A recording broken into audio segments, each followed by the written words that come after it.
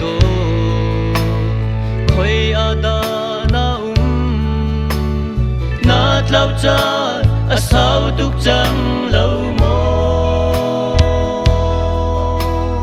na tlau na hun in a tu kir chang lo Giêsu ni cross in a kan ha o ka kham tu Giêsu mi swala kan do tu na sin in kat lau than ti lai lau kanun chung na cha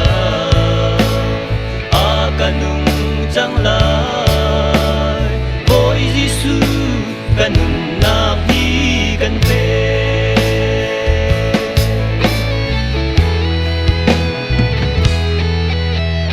sual thirit purin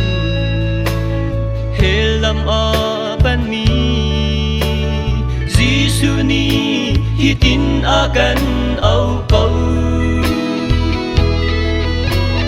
pulrit le re thei mi ka sin ra u tin akan pek na lai akan ti ka kham tu Giêsu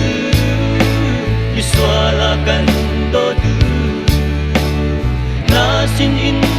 kat lau than ti lai lau kanun chung na cha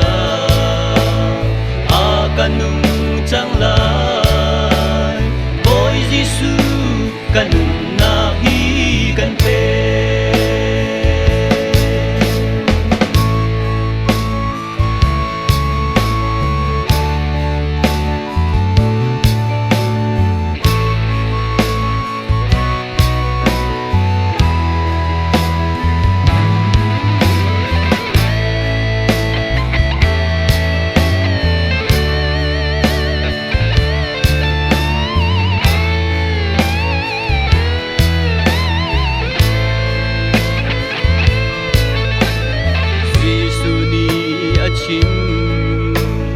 nan sual na chu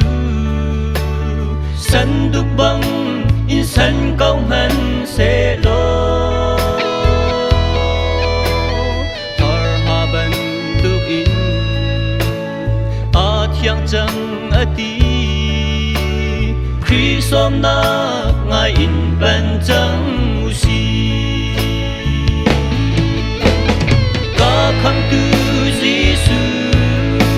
mi swala kan do tu na sin in kat lau than ti